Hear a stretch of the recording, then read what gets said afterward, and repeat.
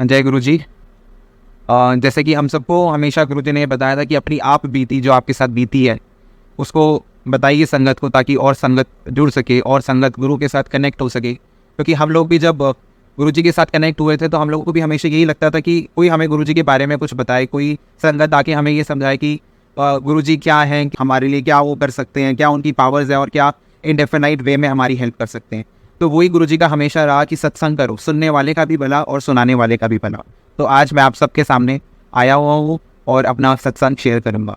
जैसे गुरुजी हमेशा बोलते थे कि शुरुआत से शुरू करना, तो जैसे ही मैं शुरुआत से अगर शुरू करूँ तो गुरुजी मेरी ज़िंदगी के अंदर मेरे स्कूल टाइम के डेज़ में आए थे, जब मुझे शायद ये लगता था कि ज़िंदगी के अंदर कोई गुरु की ज़रूरत नहीं है, ज़िंदगी के अंदर किसी भी भगवान की ज़रूरत नहीं है, क्योंकि आप उस ज़िंदगी के अंदर उस लेवल पे पहुँच जाते हो जहाँ पे आपको लगता है कि बचपना है, हमें हंसी खेल और हर चीज़ के अंदर अपना ज़िंदगी गुजार देनी चाहिए। बट गुरु की अहमियत धीरे धीरे गुरु खुद ही समझाता है। आप जितनी मर्जी कोशिश कर लो, इतना मर्जी कनेक्शन लगा लो, जितना मर्जी सत्संग में बैठ जाओ, बट जब गुरु आपको चाहेगा नहीं, जब तक आप कनेक्ट नहीं कर पाओगे। हर एक चीज़ के पीछे जो गुरु जी करते हैं एक रीज़न होता है और वो हमें थोड़े टाइम बाद समझ आता है।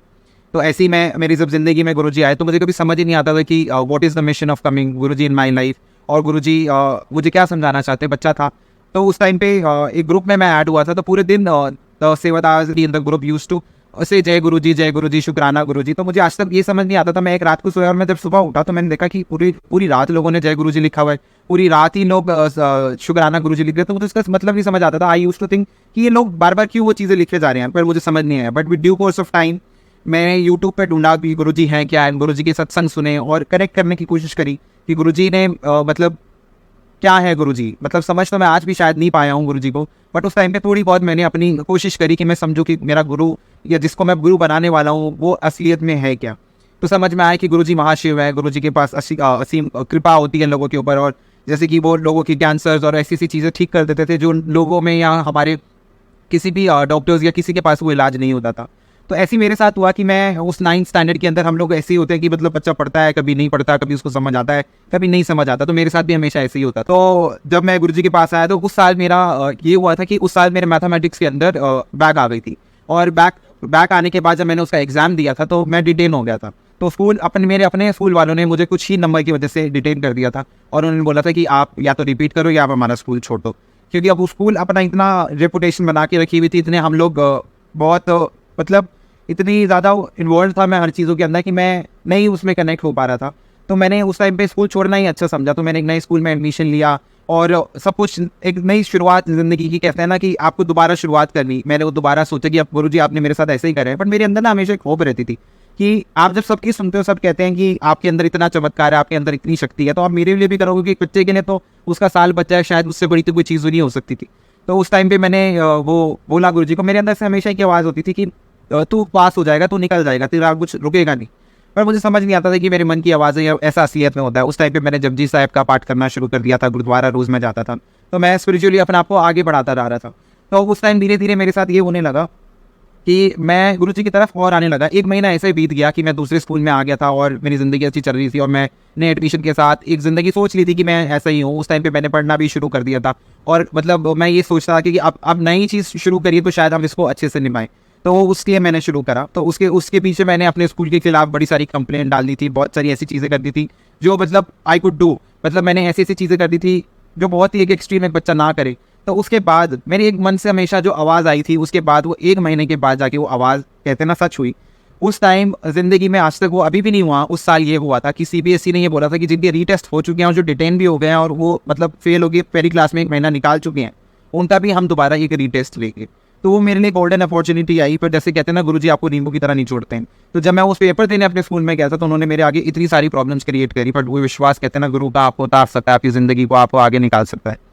तो मेरे साथ हुआ, बहुत सारी अड़चनें आई, बहुत परेशान हुआ ज़िंदगी के अंदर। मतलब उन्होंने मेरे को ऐसी पूरी कोशिश कर दी थी कि मैं एग्ज़ाम ना दे पाऊँ, बट कहते हैं अगर आपका विश्वास अपने गुरु पे है तो वो आपको ज़िंदगी के अंदर आगे निकालते जाते हैं। तो ऐसे ही हुआ, और उसके बाद मैं उस एग्ज़ाम के अंदर 60 नंबर लेके आके पास हो गया, और out of no good reason 1 महीने के बाद आप सोचो वो ज़िंदगी मेरे को फिर 10वीं क्लास के अंदर एडमिट करा और मैंने अपनी लाइफ शुरू करी। तो हम गुरु से शायद कुछ बोले भी ना, क्योंकि मैंने गुरुजी को बोला नहीं था, और मैं मन से आवाज़ आती थी कि तेरा हो जाएगा। मैं बताता भी नहीं था। मुझे नहीं पता था कि गुरु आपकी लाइफ में आके क्या कर रहा है। 11th में आते आते उन्होंने मुझे पढ़ाई में इतना स्मार्ट बना दिया कि मैं पढ़ाई में अच्छा हो गया। ट्वेल्थ क्लास का जब रिजल्ट आया तो वो ऐसा ही आया था कि मतलब मैं उसको कभी बिलीव ही नहीं कर पाता। आज भी जब मैं अपना रिजल्ट खोलता हूँ कि मतलब मेरे जैसा नालायक वो इतने अच्छे नंबर लेके आ सकता है, ना मेरे घर वालों ने यकीन करा था, ना किसी ने रिश्तेदारों ने यकीन करा था, क्योंकि आप जब अच्छी चीज़ कर रहे होते हैं तो कोई यकीन नहीं करता आपका। तो उसके बाद मेरे दोबारा मेरी लाइफ के अंदर एक ऐसी चीज़ हुई जहाँ पे मेरे को सबने मेरे आप कहते हैं ना, जब आपके कैरेक्टर के ऊपर जब उंगलियाँ उठती हैं तो आपका गुरु सबसे आगे आपके पहले खड़ा होता है। तो मेरे ऊपर फिर वो उंगलियाँ उठी थी, तो वो मेरे गुरु ने फिर मेरे पास आके एक बंदे ने मेरे ऊपर वो उंगली उठाई थी, और पूरी दिल्ली के अंदर, पूरी इंडिया के अंदर के मिनिस्टर्स तक ने मुझे वो सर्टिफिकेट्स निकाल के दिए थे कि नहीं, आप वो नहीं हो जो आपको बोला जा रहा है। तो गुरु आपका फिर मेरी सहायता करी। मैं गुरु की संगत क्या ही कर सकता हूँ। तो आप जब गुरु से कनेक्ट होने की कोशिश करते हो तो ये सोचा करो कि शुरुआत तो देखो धीरे धीरे ही होती है, बट इवेंचुअली इट ग्रोज। तो जब हम शुरुआत करते हैं भक्ति की, सिमरन की, 15 मिनट बैठने से शुरू करते हैं, उसके बाद वो बढ़ती रहती है। हम लोग भी कोई साधु संत तो पैदा कभी हुए नहीं थे। आज भी मुझे ये लगता है कि ज़्यादा भक्ति करनी है, क्योंकि हमेशा मेरे मन से ये आवाज़ आती है कि ज़्यादा भक्ति होगी उन ना भक्ति का, उन गाने सुन लेगा, कुछ भी ऐसा मेरे को आता है जो आवाज़ आती है। गुरु जी हमेशा यही कहते थे कि सरेंडर कोई नहीं करता है।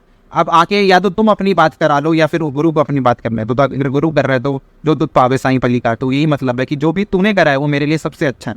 चाहे वो इस टाइम मुझे अच्छा नहीं लग रहा, इस टाइम मुझे शायद वो बहुत चीज़ दुख दे रही है, बट धीरे धीरे करके वो ज़िंदगी में मेरे को हेल्प करेगी और वो लाइफ के अंदर मेरे को आगे बढ़ाएगी।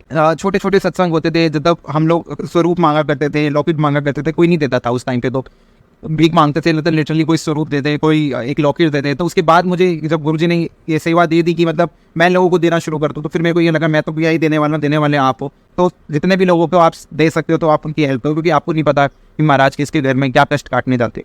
तो ऐसे ही थोड़े दिन पहले मतलब मैं अपने रूम में सो रहा हूँ और मेरे को 8 तारीख का वो दिन था, 7 जुलाई के बाद 8 जुलाई का दिन था, और वो मेरे कान के अंदर गुरुजी की आवाज़ आती है। मैं बहुत दिन से गुरुजी की आवाज़ के लिए वेट कर रहा था, जो आवाज़ मेरे को बिल्कुल नहीं आ रही थी। मुझे ऐसा लग रहा था मेरी को भक्ति में कमी हो रही है, किसी भी चीज़ में कमी हो रही है, क्योंकि जो टेलीपैथी के अंदर आप गुरुजी से बात कर सकते हो वो कभी नहीं हो सकती। वो आवाज़ आई और सबसे पहली चीज़ गुरुजी ने मुझे बोली, तू डरेगा तू नहीं, क्योंकि मैं हमेशा गुरुजी को बोलता था कि गुरुजी मुझे आपकी वो आवाज़ सुननी। वो जो आवाज़ जब कान के अंदर आई तो उन्होंने सबसे पहला काम मुझे ये बोला कि तू डरेगा तो नहीं, क्योंकि मैं बहुत डरपोक इंसान हूँ। लगो तो बहुत बोल्टू पर हो तो नहीं। तो वो जब आई कान के अंदर, उसके बाद मेरी और गुरुजी की काफ़ी सारी बातें हुई, बट मुझे कुछ नहीं याद, क्योंकि मालिक आपको उतनी चीज़ याद कराता है, अपने आपकी ड्रीम भी आपको आए या आपको कुछ भी हो, वो आपको उतनी ही चीज़ याद कराते हैं जितनी उनको याद करानी आपको लगता है कि इसको ठीक है। उसके अलावा वो आपको सपना भी गुरुजी का आएगा, आपको याद नहीं रहेगा। वो आपके सपने में आके भी कुछ कुछ बोल के जाएंगे, आपको नहीं याद रहेगा, क्योंकि उनको याद नहीं कराना। बट वो जब आपको याद कराना होगा, आपको वही सपना याद आ जाएगा या वही इंसिडेंट याद आ जाएगा, और वो आपकी लाइफ में होना शुरू हो जाएगा। तो यहाँ पे मैं इतने ज़्यादा लाइव कर चुका हूँ कि अब रिपीट करने का मन भी नहीं करता है। तो ऐसे ही गुरुजी ने जब मुझे बोला था कि तू डायरियाँ लिखनी शुरू कर दे, तो मैं हमेशा वो डायरियाँ लिखा करता था गुरुजी के आगे। मतलब मैं अपने दिल की किसी को बताता नहीं था, आज भी इतनी खुल के किसी को नहीं बताता। जो भी मेरे साथ बीत रही है मैं गुरु के आगे रो सकता हूँ, मैं किसी के आगे नहीं रो सकता। उन्होंने मुझे बोला था तू डायरियाँ लिखना शुरू कर। तो एक रात मैं बहुत परेशान था, बहुत दुखी था। तो उसके बाद मैंने किसी को वो बात नहीं बताई, मैं अपनी डायरी लेके हटाई था। और इतने में मेरे एक फ्रेंड ने मुझे फ़ोन करा और मुझे कहता है कि गुरुजी ने मुझे आज बोला कि तू अपनी डायरी खोल और उसको बोल के अपने सत्संग पढ़ना शुरू करे। जब वो मैंने कहा कि तेरे को कैसे पता? कहते मुझे नहीं पता उन्होंने मुझे ऐसा क्यों बोला, but maybe is telling you to do it. जब मैंने वो डायरी खोली, आज भी जब मैं परेशान होता है या मेरी ज़िंदगी में कोई भी चीज़ होती है, मैं वो डायरी खोल लेता हूँ, फिर समझ आता है कि मेरे गुरु ने कितनी दातें दी हैं। हमें नहीं पता हमारी लाइफ के अंदर हमारे को कितनी एक्सटेंशंस मिली हुई है, हमारी लाइफ के अंदर कितने कल्याण गुप्त हो गए। क्योंकि हम गुरुजी से आके ये मांगते कि गुरुजी मैंने पैसा दे दो, फलान दे दो, टिमकान दे दो। एक वो हमेशा ये बोलते हैं कि पहले आपकी ज़िंदगी है, अगर ज़िंदगी आपके पास है तो फिर तो मटीरियलिस्टिक चीज़ें तो आपको मिल ही जाती। बट वो नींबू की तरह निचोड़ते भी हैं हमारा। वो कहते थे कि पांडा साफ करके आओ। तो जब हमारा अपना बर्तन ही इतना गंदा होगा तो गंदे बर्तन के अंदर शायद हम कोई सब्जी भी नहीं रखते और ना हम उसके अंदर कोई सामान रखते हैं, पहले हम उसको साफ करते हैं। तो ऐसे ही गुरुजी के साथ जब संगत में जुड़ते हैं, वो रस धीरे धीरे आता है। वो रस जैसा आता है तो मतलब आप वो समझ नहीं सकते हो कि गुरु के बिना आपको कोई चीज़ अच्छी नहीं लगती है।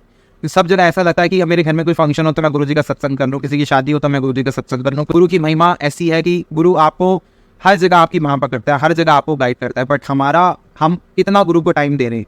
काफ़ी सारे लोग मैसेज करके ये बोलते हैं कि गुरुजी हमारी सुन नहीं रहे। एक ने तो मुझे ये भी बोला कि हम गुरुजी का सत्संग जब घर पे करते हैं तो उससे हमारे को क्या बेनिफिट मिलता है। तो जिसको दिया है वही जान सकता है कि भगवान के महल के अंदर क्या क्या है। जिसको दिया है, हम जैसों को जिसको दिया हुआ है, जो हम वडियाई कर रहे हैं मालिक की आंखें सामने, क्योंकि इतना कुछ दिया है कि शायद शब्दों से मैं नहीं कर सकता। मैं बोलता हूँ कि वो हम बोल नहीं पाएंगे कि इतना कुछ हमको दिया है। तो ऐसी गुरुजी आपको सबसे पहले तो सारे दुनिया के रिश्ते दिखाते हैं। आप जैसे संगत में जुड़ोगे उसके बाद आपकी ज़िंदगी के अंदर ऐसे ऐसे इंसिडेंट्स होंगे जो आपको दुनियावी रिश्ते वो दिखाएंगे। फिर उसके बाद आपको खड़ा करेंगे कि ये संगत ही तेरा असल परिवार है। आपकी संगत ऐसी खड़ी हो जाएगी आगे कि आपके परिवार वाले शायद पीछे हो जाएंगे, पर संगत के लोग आपके साथ खड़े होंगे। तो गुरुजी ने वो भी समझाया कि ये जो गुरुजी बोला करते थे कि मैं परिवार बना के जा रहा हूँ, तो हम जैसे बेकार लोगों को सबको पॉलिशिंग करके गुरुजी ने संगत की मूर्ति में डाला और वो माला बनाई। तो माला के अंदर आप सब जब एडमिशन लेके गुरुजी के पास बैठे हो तो उनकी महिमा का गुणगान करा करो, उनके बारे में बात करोगे तो एक अलग ही पॉजिटिविटी आएगी, वो चेहरे पे आप लेके निकलोगे कि मेरा गुरु मेरे साथ चल रहा है। मेरे लाइफ के अंदर काफ़ी सारे ऐसे लोग थे जिनको गुरुजी ने ब्लेस किया, ना ही ऐसा नहीं हुआ जिन लोगों ने कभी गुरुजी को बात भी नहीं करी। आज भी मेरे पास ऐसे ऐसे लोग आते हैं कि जिन्होंने कभी गुरुजी को मतलब हाथ भी नहीं जोड़ा होगा, बट वो कहते हैं कि तेरे विश्वास है तो हम गुरुजी को बोल रहे हैं, तो गुरुजी को बोलते हैं। मैंने कहा गुरुजी हमेशा बोलते थे कि डायरेक्ट अरदास करो, अपनी अरदास किसी से नहीं करानी चाहिए, अपने पाठ किसी से नहीं कराने चाहिए, और हाँ आप जो भी पाठ कर रहे हो उसको इतना गुप्त करो कि उल्टे हाथ से करो तो सीधे को पता ना लगे। तो ऐसा ही पाठ करना चाहिए कि उल्टे से कर रहे हो तो सीधे को पता ना लगे, और अरदास अपनी खुद करो, सब्र करके बैठो, क्योंकि सब्र करके जब हम बैठते हैं ना तो हमें ये पता होता है कि मालिक देगा, पर वो अपने टाइम से देगा। हमारे टाइम से अगर हमें वो चीज़ मिल जाएगी तो शायद वो हमारे लिए अच्छी नहीं है। अगर आज मैं गुरुजी से कोई चीज़ मांगू मेरे को नहीं मिल रही है तो वो शायद वो हमें यही समझाते हैं कि सब्र करो, और सब्र में हम ये मान के बैठते हैं कि मालिक देगा, पर वो अपने वक्त से देगा, क्योंकि उनके पास भी कोई जादू की छड़ी नहीं है। हमारे कर्म में इतने गंदे, वो माफ़ करने ही हमें दुनिया में आए हैं, पर हम माफ़ी लेना ही नहीं चाहते। हम मतलब समझ ही नहीं पाएंगे हम मालिक से माफ़ी कैसे मांगे। तो हमेशा मैं तो यही बोलता कि हमने बहुत बुरे बुरे कर्म करे में, हमने बहुत लोगों का दिल दुखाया है, मालिक कुछ ऐसा करना कि हम उसको सीख पाए, उस चीज़ से कुछ सीख पाए। आप ज़िंदगी के अंदर ऐसा हो गया कि तैयार भी होते तो गुरुजी के साथ खड़े होकर गुरुजी को बोलते कि गुरुजी आज मैं तैयार हो गया हूँ, तो मैं अच्छा लग रहा हूँ ना। तो ऐसे ही थोड़े दिन पहले मेरे साथ, मैं तो हमेशा ही जब भी तैयार होता तो मैं गुरुजी को हमेशा ये बोलता कि गुरुजी मैं बताओ कैसा लग रहा हूँ। तो ऐसे ही होता है कि थोड़े दिन पहले मेरे साथ ऐसा हुआ कि हमारे घर के अंदर मेरा एसी लगा हुआ था, मैं सो रहा था उसी कमरे के अंदर, तो मेरे को तो कुछ पता नहीं लगा, उसमें आग लगनी शुरू हो गई, और आग लगते लगते उसमें बम फटे और बहुत कुछ वैसा हुआ कि बहुत कुछ मतलब बहुत सीवियर कुछ हो सकता था। बट वो कहते हैं ना मालिक का शुक्राना है कि मालिक आपको कुछ भी होने से पहले आपके आगे खड़ा हो जाता है, आपको ये समझा देता है कि मैं हूँ, तेरे को टेंशन लेने की ज़रूरत नहीं। उस दिन में मेरे मतलब जब मैं पीछे जाके अपने सर्विस लाइन में देखा कि उसकी हालत क्या है, तो उसके देख के रोंगटे खड़े हो गए थे कि अगर मैं उस कमरे में था तो शायद वो फट जाता, उसके साथ एक और एसी लगा था वो भी फट जाता, पता नहीं क्या क्या हो सकता था। बट गुरुजी हैं जो आपको हमेशा ये समझाते हैं कि मैं हूँ, तो तेरे तक तो कुछ आ ही नहीं सकता। बट हम डोल जाते हैं, हम अटक जाते हैं, कभी कभी हमें समझ नहीं आता कि हम क्या करें। बट आप जब डोल रहे हो, आप भटक रहे हो, तो बस गुरुजी के आगे बैठ जाओ और छोड़ दो कि गुरुजी जो भी आपने करना है बहुत ही अच्छा करना है। कहते हैं ना तार से तार जोड़, अपनी रूह को गुरुजी के साथ मिला दो, क्योंकि जब रूह गुरु से मिल जाएगी तो शायद और किसी की ज़रूरत ही नहीं रहेगी, और किसी बंधन में आप पड़ोगे ही नहीं, और वो डायरेक्ट आपकी बातें होनी शुरू हो जाएगी। आप गुरुजी से जो मन में चाहोगे वो बात कर सकते। मेरे खानदान में सबको गुरुजी ने ब्लेस किया, ऐसी ऐसी चीज़ें कर दी जो कभी लाइफ में होनी पॉसिबल नहीं थी। और वो लोग थे जो मेरा मजाक बनाते थे एक टाइम पे कि ये कौन से गुरु के पास जा रहा है और ये क्या कर रहा है। आज वही लोग आके मुझे अपना सत्संग सुनाते हैं और मुझे बोलते हैं कि गुरु की महिमा इतनी है कि उसने हमारी लाइफ चेंज कर दी। तो उस गुरु ने मेरी लाइफ को इतना ट्रांसफॉर्म कर दिया, तो मैं उस गुरु की बढ़ियाई क्यों ना। मैं जब पहले सत्संग या बड़े मंदिर जाता था, मैं हमेशा गुरुजी को ये बोलता था कि गुरुजी मुझे कभी सेवा मिलेगी, मैं कभी कुछ कर पाऊँगा। बट गुरुजी जानते हैं कि गुरुजी कैसे वो काम कराते हैं, गुरुजी आपको कब सेवादारी बख्शते हैं और आप कब उन चीज़ों के लिए आते हैं। मेरे साथ गुरुजी ने जब आपके कर्म काटने होते हैं ना, तो ऐसा मैं नहीं मानता कि कोई सेवादार है तो उसके बहुत अच्छे कर्म है। हमारे सबके बहुत बुरे कर्म होते हैं जो हम सेवादार बन जाते हैं, तो गुरुजी उन सेवा करवा के वो कर्म कटवाते हैं। तो हम जब सेवा करते हैं, चाहे वो कोई सी भी सेवा हो, चाहे आज आप घर पे भी हो, अपने अगर आप घर की भी सेवा कर रहे हो, अपनी रूटीन संभाल रहे हो, अपने जो आपकी जिम्मेवारियाँ वो निभा रहे हो, तो उससे बड़ी भी कोई सेवा नहीं है। तो ऐसे ही मेरे साथ हुआ कि वो मुझे सेवा मिली। वो सेवा मैंने उतने ही दिन करी जितने दिन ने गुरुजी ने मुझे मेरे कर्म कटवाने थे।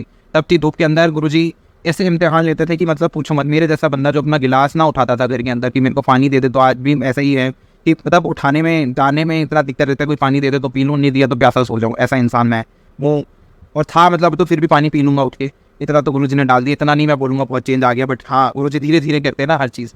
तो ऐसी वो मुझे सेवा मिली कि बड़े मंदिर के गेट पे मैं खड़ा हुआ था, वो मेरे को कोऑर्डिनेटर आके कहता कि तू आज कैसे आ गया। मैंने कहा मैं दर्शन करने आया। कहता इतनी जल्दी क्यों आ गया। मैंने कहा नहीं मैं ऐसे ही आया। उसने कहा तू आया तो तू गुरुजी की सेवा कर। तो मैं जब गया किचन के अंदर, जब मैं खड़ा हुआ तो पहली चीज़ उन्होंने मुझे इतनी बड़ी कढ़ाई दे दी।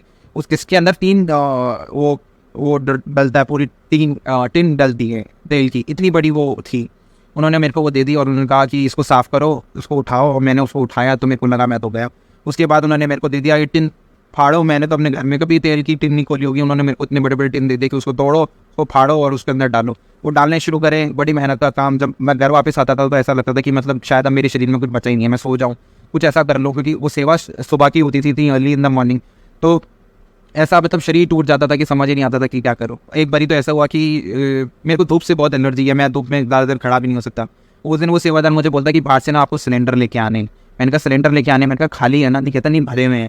तो मैंने कहा भरे में अरे वो सिलेंडर मैं कैसे उठाऊंगा? तो कहता है आप उठा लोगे, आप जाओ। मैं वहाँ पीछे किचन के पीछे गया, वो पूरा मिट्टी मिट्टी, वो मैं गया और वहाँ पे मैंने देखा कि वो 2 रुद्राक्ष टाइप्स में नीचे गिरे हुए हैं। वे एक गिरा हुआ था और एक सीधा। मैंने जब वो सिलेंडर उठाया, मैंने कहा गुरुजी आज तो मैं मर गया।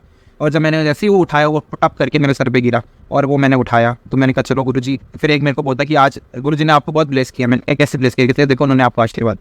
मैंने कहा अच्छा। मेरे को जब भी समझ नहीं आया, फिर उसके बाद गुरुजी ने मुझे आलूओं की बोरियाँ उठवाई और ये मैदे के पूरे पूरे कट्टे उठवाए। बट इन सब के पीछे ना बड़ा एक गुरुजी की लीला होती है कि गुरुजी आप काम नहीं करते ना, हमेशा वही काम कराते हैं आपसे। आप जो भागते हो ना जिस काम से, आपसे वही करवाते हैं। तो आप जो भी चीज़ कर रहे हो लाइफ में, आपको लाइफ में गुरुजी गाइड करते हैं आपको। आज गुरुजी ने मुझे हर चीज़ संभालनी सिखाई। सत्संग कर मेरे को कुछ भी नहीं आता था, उसके बाद गुरुजी ने ये गाइड करा कि सत्संग कैसे करते हैं, संगत कैसे करते हैं, तो एक्सपीरियंस कैसे शेयर करते हैं।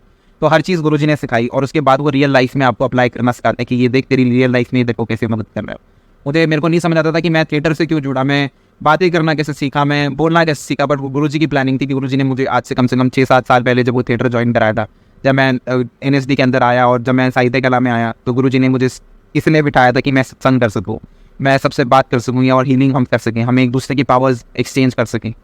तो ये हम सबको ये समझना चाहिए कि गुरु की बढ़ियाई बहुत है, गुरु की कृपा हम सब पे बहुत है। हमें समझना पड़ेगा कि हमें किसी से गलत बोल के, किसी को उल्टा बोल के शायद मिलेगा नहीं, बट गुरु हमें हमेशा ये सिखाता है कि आपकी कोई गलती हो तो माफ़ी मांगने से अगर कोई चीज़ सुलट सकती है तो आप उसे उल्टा दो। लड़ने से शायद मुझे नहीं लगता कि वो चीज़ कभी सुधर सकती है। तो आप जब गुरु के साथ बैठे हो तो आपको ये चीज़ समझना चाहिए कि गुरु का ऑरा, गुरु का हाथ आपके साथ, कि गुरु जो भी कर रहा है आपकी लाइफ के अंदर, वो देख के समझ के हर चीज़ को गाइड करके कर रहा है। आज सोच रहे हो कि आज वो मेरे साथ हुआ, ये गलत हो सकता है, क्योंकि वो आपकी नज़रिए में, आप इस अपने कमरे की दीवार के बाहर नहीं देख सकते हो, बट गुरु आपकी ज़िंदगी के बाहर देख सकते हैं कि आपकी ज़िंदगी कहाँ तक जाएगी और कहाँ तक जा सकती है। तो गुरु की महिमा है, आप नहीं समझ सकते कि गुरु आपको क्या देना चाहते हैं। तो गुरु जी का जब वो नूर आपके ऊपर आता है तो आप वो फील कर सकते हो कि गुरु जी मेरी लाइफ को चला रहे हैं। गुरु जी इतनी बड़ी बड़ी प्रॉब्लम होती है, आपकी हेल्थ को कैसे ब्लेस करते हैं, रातों को सपनों में आके आपको ठीक कर जाते हैं। इतनी बारी ऐसा होता है कि जो कष्ट आना होता है वो अपने ऊपर लेके चले जाते हैं, हम समझ ही नहीं पाते कि गुरु ने हमारे लिए कहा। काफ़ी बारी गुरु जी ने मेरे को अपनी लाइफ में समझाया कि ये आने वाला था, मैंने टाल दिया। जैसे कि पापा के लिए भी गुरु जी ने मुझे ये बोला था कि 10 साल दी लाइफ की एक्सटेंशन दी। जब मेरे को समझ नहीं आया कि 10 साल का मतलब क्या है, फिर उसके बाद उन्होंने फिर समझाया। हमें समझ नहीं आता, हम आज के जीवन में हैं, जो आया है उसको तो जाना ही है। आज हम भी जाएंगे, कोई भी है जिसको जो आया। गुरु जी मौत का डर खत्म करते हैं। सबसे पहले तो आपकी मौत से नहीं डरना। गुरु जी कहते थे कि मौत को याद रखो हमेशा, बस याद रखना, क्योंकि मौत हर वक्त जब इंसान के दिमाग में रहेगी ना कि एक दिन तो मुझे जाना ही है, तो फिर वो हम इतने हाथ पैर भी नहीं फैलाएंगे अपने, हम इतने पागल भी नहीं होंगे हर किसी के पीछे, इसके पीछे भागेंगे भी नहीं, क्योंकि हमें समझ आ जाएगा कि एक दिन हमें जाना है। और हमें ये समझना है कि हम किसी की भी हेल्प कर सकते हैं ना, किसी भी लेवल पे। अगर हम किसी के भी मुंह पे वो मुस्कान ला सकते हैं तो हम वो कोशिश करेंगे कि हम वो काम करते हैं, क्योंकि वो गुरु ने सिखाए। तो आप सब अब अपने घरों में ज़रूर बैठे हो, तो आप यही कोशिश करना कि आप अपने गुरु से कैसे कनेक्ट हो सकते हो, आप किसी के मुंह पे वो मुस्कान कैसे ला सकते हो, क्योंकि ये सबसे बड़ी सेवा है कि आपको देख के कोई बंदा खुश है, आपको देख के कोई अपनी बात, अपने गम आपसे कर पा रहा है, तो इससे बड़ा तो कोई सुखी नहीं। मुझे वो सत्संग याद आते हैं कि जब मैं बड़े मंदिर जाने के लिए बड़ा मिन्नतें करता था, सबसे बड़ा परेशान होता था कि कोई मुझे बड़ा मंदिर ले जाए। और आज भी वो दिन है कि गुरुजी कहते हैं कि जितने बारी मंदिर आना जाओ, जितनी बारी जहाँ जाना है जाओ, क्योंकि गुरुजी ने हमेशा ये बोला है कि ऐश करो, अपनी ज़िंदगी के अंदर दुख मत बनाओ, जो है शुक्राना करो और आगे बढ़ो, गुरु से बात करो, गुरु को बताओ कि दिक्कत क्या है। क्योंकि वो सत्संग मैं सुन रहा था जिसमें गुरुजी बोलते हैं कि तुम मैंने अपना बेस्ट फ्रेंड बना ले। तो आप सब अपने ज़िंदगी के अंदर गुरु को अपना दोस्त बना लोगे ना, तो ज़िंदगी बहुत सुखद हो जाएगी, क्योंकि गुरु से बड़ा कोई दोस्त नहीं है, गुरु से बड़ा कोई साथी नहीं है, गुरु से बड़ा कोई संगी नहीं है, क्योंकि सब संगी साथी छोड़ गए, सब रिश्ते नाते तोड़ गए, तो सब कोई छोड़ जाता है ज़िंदगी के अंदर। एक ना एक पल देखे कोई ना कोई चला जाता है, वो जाने के बाद परेशान ना हुआ करो, क्योंकि जो ज़िंदगी में नहीं रहने वाले लोग ना गुरुजी उनको सबको दूर कर देते हैं, उन सबको आपकी ज़िंदगी से ऐसे निकाल देते हैं कि आप सोच में पड़ जाते हो कि ये एक ही बंदा है जिसके साथ मैं इतना अटैच था, जितना मैं उसके साथ अपना दिन रात बिताता था, पर वो आज मेरी ज़िंदगी के अंदर नहीं है। तो गुरुजी वो बात भी समझाते हैं कि नहीं, ज़िंदगी के अंदर गुरु सबसे बड़ा है। गुरु मेरे साथ कोई भी बैठता है, मेरे पास तो ज़िंदगी में बात ही नहीं होती है। मैं जो नॉन बिलीवर होता है उसको गुरुजी के बारे में ऐसी बातें बताता हूँ कि वो बंदा अगली बार से मुझे ये बोलता है कि इसके पास जाओगे तो सिर्फ गुरुजी की बातें करेगा, और ना तो मुझसे पूछते हैं कि आज क्या हुआ कि आज तो गुरुजी की बातें नहीं कर। तो मतलब गुरुजी की बातें इतनी बेइंतहा करो कि हर कोई ये समझ जाए कि इनकी शक्लों से गुरु का नूर आ रहा है, इनकी बातों से गुरु की बातें झलक रही है। काफ़ी बारी ऐसा होता था कि हम गुरुजी के बाहर ये टी पॉइंट पे या कहीं छतरपुर मेट्रो स्टेशन से, मेट्रो से उस टाइम पे जाया करता था, तो उस टाइम पे ये बोलता था कि कोई मेट्रो से नीचे कोई मिल जाए तो बड़े मंदिर तक छोड़ दे, तो ऐसा ही हो जाए। गुरुजी कुछ ऐसा करता तो वो भी होने लगा। उसके बाद गुरुजी ने ऐसे साधन बना दिए कि मंदिर जाना आसान, आना आसान। बट आप एक चीज़ याद रखना कि जितना टाइम आपको गुरुजी ने मंदिर बुलाया ना, उतने टाइम उन्होंने आपके कोई ना कोई कर्म काटे। अगर आपको मंदिर बुलाना बंद कर दिया है तो ये ठान के बैठ जाना कि आपके कर्म कट चुके हैं और मालिक आपको घर बैठ के ब्लेसिंग्स दे। वो ये कह रहा है कि तू अपनी ज़िंदगी जीना शुरू कर। तो आपकी ज़िंदगी, अगर आप मंदिर नहीं जा पा रहे हो, और वो गुरुजी ने वो जो भजन लिखवाया था वो शायद आज के लिए लिखवाया था कि तेरी सूरत जो मन में बसती है तो क्या करूँगा मैं मंदिर शिवाय। तो काफ़ी लोग ऐसे हैं जो मंदिर नहीं जा पा रहे हैं, तो कोई बात नहीं, गुरु अपने दिल के अंदर ही है, गुरु को कहीं ढूंढने की जरूरत नहीं है। तो दिल के अंदर ही जब है तो फिर आप परेशान भी मत हो कि हम उनको ढूंढ रहे हो, हर जगह है, हर कोने में है। क्योंकि गुरुजी बोलते थे कि ये मेरा असल रूप नहीं है। उन्होंने मुझे ये भी बोला कि ये मेरा रूप नहीं है, मेरे इस रूप से प्यार करने की जरूरत नहीं, मैं लाइट हूँ। तो जब लाइट है तो लाइट जहाँ देखोगे वो रोशनी हर जगह आपके साथ है। कि गुरुजी के स्वरूप आपको शायद कहीं नहीं दिखेंगे, बट लाइट आपको हमेशा दिखेगी। जब वो लाइट आपके साथ है तो आपको ये समझ आ जाएगा कि आपका गुरु आपके साथ। और वो प्रकाश चाहे चांद थोड़ा सा भी हो, कम भी हो, रात का सितारों की भी चांदनी होती है, सितारों में भी रोशनी होती है, तो दिन में तो सूरज की होती ही होती है। तो प्रकाश आपको कभी भी नहीं छोड़ता, वो आपके साथ रहता है। काफ़ी टाइम उन्होंने मुझे अपनी फ्रेगरेंस देके ये समझाया कि गुरुजी आप मेरे साथ। तो मैं गुरुजी को पहले, मतलब हम लोगों को पहले बड़ा शौक रहता था कि गुरुजी वो खुशबू एक बार ही आ जाए। अब तो आती ही नहीं है, खैर मान के मैं थक गया हूँ, पता नहीं हम थे या ना थे। बट वो उस टाइम पे मैंने गुरुजी को बोला था कि गुरुजी आप हो तो हम कितनी बेकार बातें करते कि आप हो तो मुझे ये सबूत दो कि आप यहाँ हो, लेकिन मुझे लगता नहीं था कि आप मेरे साथ हो। तो उतने भी वो एक हवा का झोंका आता है और वो गुलाबों की खुशबू मेरे साथ निकल के जाती है और मुझे समझ आता है कि गुरु को नहीं बताना कि क्या आप चाहते हो, गुरु आपकी मन की बात जान जाता है। तो वो मन की बात जान सकते तो हम उनको क्या बताएं, उनको तो सब कुछ ही पता है। तो दुख जब आए ना ज़िंदगी में तो ये चीज़ सोच लेना कि शुक्राना करना मालिक का, क्योंकि दुख एक ऐसी चीज़ है जो आपको गुरु के साथ जोड़ देता है, वो आपकी परमात्मा के साथ आपको जोड़ देता है। हम लोग इतने भटके हुए अपनी ज़िंदगी के अंदर, लेकिन जब सुख में तो देखो कोई नहीं करता, कहते हैं ना दुख में सिमरन सब करे, सुख में करे ना कोई, जो सुख में सिमरन करे तो दुख आए को। तो दुखों में तो सब हम गुरु जी को याद करते हैं, और जो भी परेशानी होती है उनमें तो गुरु जी को याद करते हैं, पर सुखों में हम भूल जाते हैं। सुखों में हमें याद नहीं रहता कि वो ही है जिनकी वजह से हमें वो सारी चीज़ें मिली है। तो जब उनकी वजह से हमें वो सारी चीज़ें मिली हैं तो हमें उनका शुक्राना सुखों में भी करना चाहिए, क्योंकि सुखों में जब गुरु जी याद हो जाएंगे तो दुख तो आएंगे नहीं। क्योंकि दुख जब आते हैं तो आप एक बात रखना कि हम गुरु जी से कोई दुख में जुड़े। काफ़ी लोग कहते हैं हम कोई परेशानी में आए तो हम गुरु जी के पास गए। मेरे साथ वो खैर नहीं था कि परेशानी में मैं गया गुरु जी के पास, मेरे को नहीं पता, बट वो उन्होंने बुलाया था उस टाइम पे कि संगत है, आना है, संगत में जुड़ना है। टाइम और वो डेट वो डिसाइड करते हैं, वरना तो गुरु जी आपके बगल वाले घर में सत्संग होगा, आप नहीं जा पाओगे, कुछ ना कुछ ऐसा हो जाएगा कि आप पहुँच ही नहीं पाओगे। कई बार ऐसा होता था कि मेरे पास इन्वाइट भी है, मैं वहाँ तक पहुँचाऊँ और मुझे वो सत्संग का एड्रेस ही नहीं मिला है, मुझे वो सत्संग ही नहीं पता। मुझे पता है मैं उस अपार्टमेंट के अंदर खड़ा हो और वो सत्संग मिला ही नहीं है, हम ढूंढते रह गए। तो गुरु जी ने जब नहीं बुलाना तो वो आप पहुँच भी जाओगे तो भी नहीं आप एंट्री कर सकते, क्योंकि वो हर चीज़ उनकी रज़ा से होती है। ऐसा होता था कि समझ नहीं आता था कि यहाँ सत्संग जाऊँ, वहाँ जाऊँ, ये करूँ वो करूँ। बट गुरुजी, मुझे समझ आया बाद में कि गुरुजी उस सत्संग में वो मंदिर क्यों बुला रहे, क्योंकि उस टाइम पे मैं मंदिर 4 दिन जाता था और सत्संग भी जाता था, और 4 दिन मंदिर जाने के बाद मुझे नहीं पता मैं कैसे मंदिर पहुंच जाता। आज शायद उन जरियों से ना पहुंच पाऊँ, बट उस टाइम पे मैं कोई भी जरिया होता था गुरुजी के पास पहुंच जाता था। हमेशा ये कोशिश करता था कि मैं गुरुजी के पास कैसे पहुंच पाऊँ। बट इसके बाद जो टाइम आया, उसके बाद जो लाइफ के अंदर चीज़ें आई, तो ये समझ आया कि वो सत्संग में गुरुजी ने बुला के मेरे कर्म काटे थे। क्योंकि उसके बाद बहुत परेशानी वाला टाइम आया, बहुत दिक्कतों वाला टाइम आया कि मैं कुछ नहीं कर सकता, मतलब मेरे हाथ में कुछ नहीं था। बट गुरुजी ने वो सत्संग में बुला के, बड़े मंदिर बुला के धीरे धीरे मेरे को वो कर्म कटवाए थे। अंकल कैन यू प्लीज से सत्संग अबाउट सचखंड का प्रसाद। सचखंड का प्रसाद उन्हीं को मिलता है जिनको लाइफ के अंदर ऐसी प्रॉब्लम है जिनको डॉक्टर्स ने बिल्कुल मनाही कर दिया है, जिनको लाइफ के अंदर मतलब टूटे बेड पे हैं, उसके अलावा शायद कुछ नहीं कर सकता। तो आप जिनके पास भी हो, छोटा सा गाँव, क्योंकि गुरुजी ने बोला था कि डिप्रेशन, डाइवोर्स और कैंसर कलयुग में बहुत बढ़ेंगे। तो वो आज वही हो रहा है कि गुरुजी ने वो भर रहे हैं कोर्ट केसेस। आज आप देखोगे हर कोई कोर्ट केस कर रहा है, उसको कुछ नहीं मिल रहा, वो एक दूसरे पे कोर्ट केस कर रहा है। तो वो उन चीज़ों के लिए गुरुजी ने वो सचखंड का प्रसाद जो निकाल के देते थे, मतलब ना धरती से, गुरुजी कहते थे ना धरती से उठते थे, ऊपर से मंगाता हो। तो वो प्रसाद काफ़ी सारी संगत को दिया। तो अगर कोई डेथ बेड पे है, वो बहुत परेशानियों में, तो वो थोड़ा सा आप खाइए और आपकी ज़िंदगी में शायद गुरुजी ठीक करेंगे। पर वो आप जो भी प्रसाद खा रहे हो, मैं कहता हूँ एक बहुत जल भी अपने मुँह में डाल रहे हो, और मैं अपने घर में रख रहा हूँ वो जल, और उसको अपने मुँह में डाल रहा हूँ और किसी को भी दे रहा हूँ भाव से, और वो बंदा भी भाव से खा रहा है, तो वो भी ठीक हो सकता है। पर उसके लिए वो भाव ज़रूरी है। आप गुरुजी आपकी ज़िंदगी के अंदर पर्दे इतने अच्छे लगा के रखते हैं कि उससे ज़्यादा तो कोई आपको संभाल नहीं सकता। कहते हैं ना, हमारी माँ जैसे अपने आंचल के अंदर अपने बच्चों को संभाल के रखती कि नहीं मेरे बच्चों को शायद कुछ देखना नहीं, उनके ऊपर कोई बुरी नज़र ना लगाए या कुछ ना करे। ऐसा आपका गुरु करता है, जो ये समझा के आपको ज़िंदगी में ये रखता है कि तुम्हें कोई बुरी नज़र, कोई भी ऐसी चीज़ कभी टच ही नहीं कर सकती। कष्ट तो आते ही आते हैं, क्योंकि वो हमारे कर्मों के हिसाब से। बट वो कहते थे 90% मैं अपने ऊपर नहीं देता हूँ, 10% मैं तुम्हें देता हूँ, तुम 10% भी नहीं झेल पाते। तो सोचो कि 90% जो गुरु ने आपके लिए वो कष्ट झेला है, तो गुरु को कितनी तकलीफ पहुंचेगी, क्योंकि गुरु जी अपने ऊपर वो सारी चीज़ें लिया कर लेते थे। और आज भी अपने मतलब आप सत्संग में आप कितने परेशान होते हो, आप वो सारी नेगेटिविटी लेके गुरु जी के पास जाते हो और वो वहाँ से जब वापस आते हो तो बिल्कुल पॉजिटिव होकर आते हो। तो आप सारी अपनी नेगेटिविटी तो वहाँ देखी है, तो सारी उन्होंने ऑब्जर्व करी और आपको पॉजिटिवली चार्ज किया, और वो आप चार्ज लेके, क्योंकि वो बैटरी आपकी रिचार्ज हो जाती है, आप वो सारी लेके अपने घरों में जाते हो और जिनसे भी मिलता है आपके अंदर एक सुकून होता है कि आज मैं सत्संग से हो गया, आज मैं बड़े मंदिर हो गया, ये खुशी होती है। हमें लगता है कि हमारी बैटरी पूरी चार्ज है और हम लोग ज़िंदगी के अंदर बहुत अच्छा कर रहे हैं। तो वो जब चार्ज होती है तो आप जब अपनी बैटरी चार्ज करो तो कोशिश ये करना कि आपके आसपास जितने भी लोगों की बैटरी थोड़ी कम है ना, उनको थोड़ा थोड़ा चार्ज कर देना, क्योंकि वो आपके थोड़े थोड़े से ना काफ़ी ज़िंदगी के अंदर बहुत फ़र्क पड़ जाएगा। मुझे नहीं पता कि गुरुजी क्या किससे क्या बुलवाते हैं, मुझे नहीं पता। आप काफ़ी लोग यहाँ लिख रहे हैं कि we are getting our message answers, मुझे नहीं पता कि गुरुजी मुझसे क्या बुलवाते हैं, क्योंकि वो उनके तरीके हैं, वो आपको कैसे ब्लेस करना चाहते हैं, उनके तरीके हैं कि वो आपको किस टाइम पे वो चीज़ समझाएंगे। क्योंकि आज मेरे साथ जो घटना घटी उसका मुझे आज नहीं समझ आएगा, बट कुछ टाइम बाद समझ आएगा कि गुरु ने मेरे साथ ऐसा क्यों किया। आज वो मेरे लिए बहुत तकलीफदेह भी होगा, मेरे को बहुत दुख भी होगा, मुझे बहुत परेशानी भी होगी, बट धीरे धीरे हमें ये समझ आएगा कि गुरु ऐसा हमारी ज़िंदगी में क्यों कर रहे हैं। और कि आपने पाठ किया तो आपने क्या पाठ किया, तो गुरु से प्यार करो, उनसे जितनी भक्ति हो सकती है उतनी करो, क्योंकि वो भक्ति वो सिमरन जब होना शुरू हो जाएगा तो उससे ज़्यादा कुछ अच्छा नहीं हो सकता।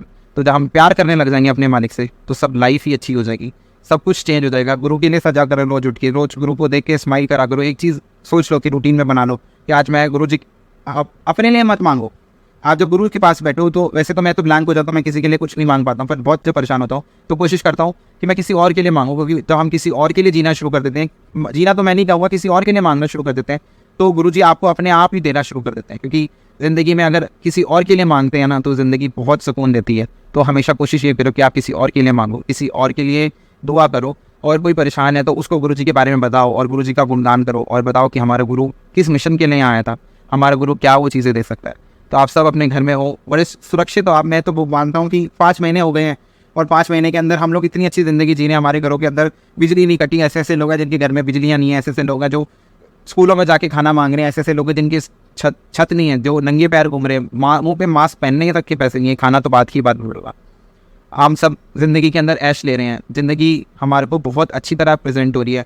क्योंकि गुरुजी, मैंने वो सत्संग सुना था जब मैं बहुत परेशान था, तो मुझे किसी ने सत्संग सुनाया था कि उन्होंने को गुरुजी ने बोला था कि तेरी ज़िंदगी बहुत परेशानी है, तो हमेशा ये बोलता है। मैंने उसने बोला कि हाँ गुरुजी बहुत परेशान है, तो उसने बोला कि जब तू गाड़ी में बैठता है तो तेरी गाड़ी में पेट्रोल होता है, तो कहता हाँ गुरुजी। जब तेरे को कहीं जाना होता है तेरे को सोचना पड़ता है, कहता नहीं गुरुजी कभी नहीं सोचना पड़ता। कहता जब तू कपड़े पहने तो तू पहनता, कहता हाँ गुरुजी। तो कहते किस बात की टेंशन, कहते थे कि 2 वक्त की रोटी मालिक ने सबके लिए रखी हुई है, तो किस बात की टेंशन है आपने रखी हुई है। तो आप टेंशन जितनी मर्जी रख लो, क्योंकि गुरु को पता है कि आपको क्या देना, तो छोड़ दोगे, टेंशन नहीं लोगे, जो आ रहा है आने दो, जो हो रहा है होने दो, क्योंकि आप ये मान के बैठे हो जो गुरु कर रहा है वो अच्छा कर रहा है। बाकी जो भी कुछ कर रहे हैं अपना दिमाग मत लगाओ, क्योंकि वो चलाकियाँ वो दिमाग लगाओगे उससे कुछ नहीं होगा। वो भोले बन के गुरु जी के आगे बैठ जाओगे कि मैं गुरु जी आपका भोला बच्चा हूँ, आपने जो करना है करते रहो, मैं एक्सेप्ट कर लूँगा जो भी आपकी लाइफ में होगा। तो वो आपकी लाइफ हमेशा की तरह बहुत ही स्मूथ ट्रैक पे चलाएंगे। कोई गड्ढा नहीं है उनके ट्रैक पे, बट हाँ टेस्ट ज़रूर आते हैं।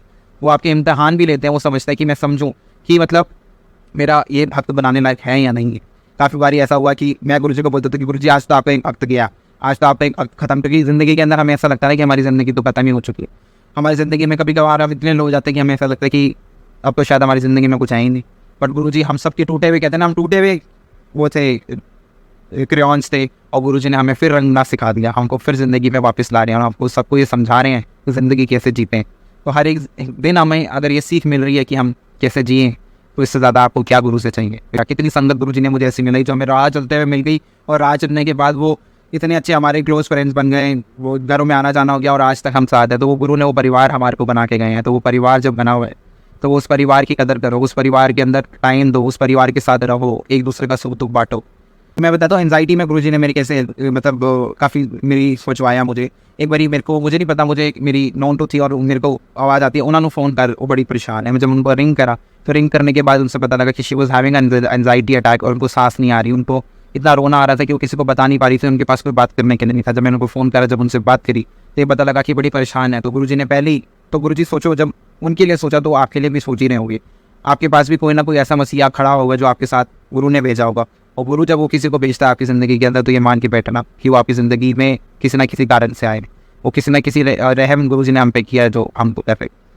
तो उनकी रहमों का, उनकी सत्संगों का तो बहुत ही लंबा किस्सा है। समथिंग अबाउट अमृत वेला सत्संग जी, अमृत वेला सत्संग के अंदर देखो, अगर आप उठ सकते हो तो आप प्लीज़ करिए, अगर आप नहीं उठ सकते तो अपने शरीर को कष्ट देके अमृत वेला सत्संग करना मेरी नज़रों में ठीक नहीं है। अगर नहीं उठ सकता और मेरे घर वाले बड़े डिस्टर्ब है, मैं उनसे परेशान करके अमृत वेला सत्संग कर रहा हूँ, तो मुझे नहीं लगता। पर गुरु जी कहते थे जब सूझी पाई वही अमृत वेला, जब तक तुसी मैंने याद कर दे वही अमृत वेला है। तो आप जब भी टाइम मिले, बट अगर आप उठ रहे हो, गुरु आपको अपना उठा रहा है, आपको हिला रहा है, आप उठो, आप करो, आपके मन में भाव बहुत अच्छा है कि आप करो, तो आप अमृत वेला करो। किसने आपको मना करा? कोई वहम नहीं है यहाँ पे। आप उठते बैठते सोते जागते जब मर्जी पाठ करो, कोई नियम नहीं है। गुरु जी ने भक्ति सिंप्लीफाई करी। उन्होंने आके यही हमें समझाया कि आप भक्ति को सिंप्लीफाई करके कैसे मान सकते हो। सर ढकना है तो ढको, नहीं ढकना मत ढको। आपको जो भोग लगाना लगाओ, जो आपको पसंद है गुरु जी वो खा लेते हैं। गुरु जी ने वो आके नहीं खाना, बट वो आपके भाव देखते हैं। वो भाव जब देख लेते हैं तो उसके अंदर वो एनर्जी डाल देते हैं और हम किस भाव से उसको खा रहे हैं, क्योंकि वो पदार्थ नहीं है, वो प्रसाद है। जो प्रसाद के नज़रिए से उसको देख के मैं कुछ भी खाऊंगा तो वो लाइफ मेरी ठीक कर सकता है, वो मेरे को मतलब एक अच्छे लेवल में पहुंचा सकता है। तो आपको मान के खाना है कि मेरे को जो प्रसाद मिल रहा है, चाहे वो कुछ भी हो। वो गुरुजी हमेशा उल्टा दिया करते थे। मुझे याद है कि मैं जिस दिन गुरुजी को बोलता था थर्सडे के, गुरुजी मुझे ना आलू मंगोड़ी नहीं खानी है, मेरे को आप कढ़ी देना थर्सडे, क्योंकि मोस्टली कढ़ी होती थी। तो मैं हमेशा गुरुजी को बोलता था गुरुजी आज कुछ ऐसा करना कि आलू मंगोड़ी या कुछ ऐसा ना मिले। उस दिन ज़रूर आलू मंगोड़ी मिलती थी।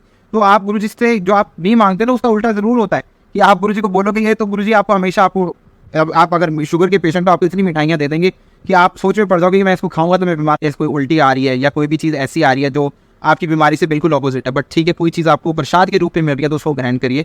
वो गुरु का प्रसाद है और उसको भाव से खाइए, क्योंकि भाव से चीज़ खाई भी और गुरु को चीज़ वो मानी भी। गुरु जी आपके टेस्ट लेते हैं, समझते हैं ये खाएगा नहीं खाएगा, तो आप उस पर पास होइए, उस चीज़ में आप कनेक्ट करिए और आप उसमें पास होइए। जो भी आ रहा है प्रसाद की तरह खाइए, पदार्थ की तरह नहीं खाइए। तो जब हम वो चीज़ करनी शुरू कर देंगे तो हमारी लाइफ ऐसी बहुत सुखद होना शुरू हो जाएगी। तो शुक्राना है मालिक बहुत बहुत सबका, जो आप सारे यहाँ पे आए और सत्संग सुना। हम आगे भी फिर दोबारा आएंगे और सत्संग शेयर करेंगे। तो आप सभी इसी तरह जैसे आप प्यार करते हैं और सत्संग में जुड़ते हैं, तो आप ऐसे आते रहना। तो शुक्राना है सबका संगत का। ये भी गुरुजी ने सेवा दी थी कि ये करना है, तो आज हम कर रहे हैं। और ये टाइम था कि गुरुजी ने चूज़ किया कि आओ और सत्संग करो और डूब जाओ उनके प्यार में। तो वो डुबा रहे हैं, हम डूब रहे हैं। तैरना तुरना तो हमें खैर आता नहीं है, जहाँ तक आता है तैर लेंगे, जहाँ डुबाना होगा डूब जाएंगे। छोड़ के बैठे हैं, जो कराना करा लेंगे, तो जो कराएंगे अच्छा ही कराएंगे, इस भाव से भी बैठे हैं। तो आप सभी यही भाव से बैठना कि गुरुजी जो करोगे अच्छा ही करोगे। सो जय गुरुजी। जितने भी संगत है जुड़ी भी है, सो जितने भी हैं बहुत बहुत शुक्राना है आप सबका, और सबको मेरी तरफ से नमस्ते। जय गुरुजी।